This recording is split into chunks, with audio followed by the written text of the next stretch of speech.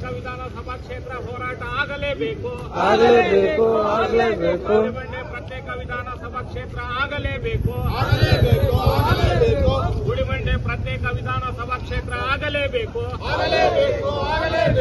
ಗುಡಿಬಂಡೆ ಪ್ರತ್ಯೇಕ ವಿಧಾನಸಭಾ ಕ್ಷೇತ್ರ ಹೋರಾಟಕ್ಕೆ ಜಯವಾಗಲಿ. ಬರ್ತಾ ಇದೆ. ಆದ್ರೆ ನಮ್ಮನ್ನು ಆಳುತ್ತಿರುವ ಸರ್ಕಾರಗಳಾಗಲಿ ರಾಜಕೀಯ ನೇತಾರರಾಗಲಿ ಯಾರೂ ಇದರ ಬಗ್ಗೆ ಚಟವಹಿಸ್ತಾ ಇಲ್ಲ, ಇದ್ರ ಬಗ್ಗೆ ಆಲೋಚನೆ ಮಾಡ್ತಾ ಇಲ್ಲ. ಗುಡಿಬಂಡೆ ಒಂದು ಕಾಲದಲ್ಲಿ ಬಾಗೇಪಲ್ಲಿಗಿಂತ ಗುಡಿಬಂಡೆ ಹೆಸರುವಾಸಿ ಆಗಿತ್ತು. ಇಲ್ಲಿ ವಾಣಿಜ್ಯ ಚಟುವಟಿಕೆಗಳು ಬಾಗೇಪಲ್ಲಿಗಿಂತ ಗುಡಿಬಂಡೆಯಲ್ಲಿ ಚೆನ್ನಾಗಿ ಆಗ್ತಾ ಇತ್ತು.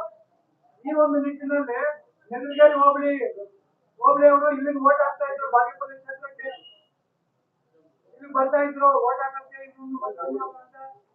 ಎನ್ನುವ ಪೊಲೀಸ್ ಸ್ಟೇಷನ್ ಲಿಮಿಟ್ ಮಂಡಿಕಲ್ ಹೋಬಳಿ ಇಲ್ಲಿ ಸೇರ್ತಿದ್ರು. ಇವತ್ತು ಅದು ತೆಗೆದಿದ್ದಾರೆ, ನಗರಗೇರಿ ಕೂಡ ತೆಗೆದಿದ್ದಾರೆ.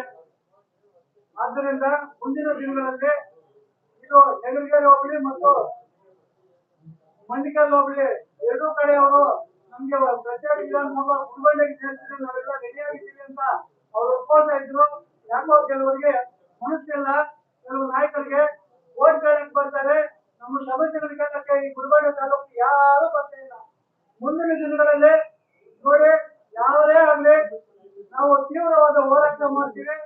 ಎಲ್ಲಾ ಸಂಘಟನೆಗಳು ಸುಮಾರು ಏನು ಗುಡಿಬಂಡೆ ತಾಲೂಕಲ್ಲಿ ಮೇಜರ್ ಆಗಿ ಮಹಿಳಾ ಸಂಘಟನೆಗಳು, ದಲಿತ ಸಂಘಟನೆಗಳು, ಕನ್ನಡ ಪರ ಸಂಘಟನೆಗಳು ಮತ್ತು ಹಲವಾರು ಸಂಘಟನೆಗಳು ಎಲ್ಲ ಸೇರ್ಕೊಂಡು ಉಗ್ರವಾದ ಹೋರಾಟ, ತೀವ್ರವಾದ ಹೋರಾಟ ಮಾಡ್ತೀವಂತ ಈ ಮೂಲಕ ಎಚ್ಚರಿಕೆ ನೀಡ್ತಾ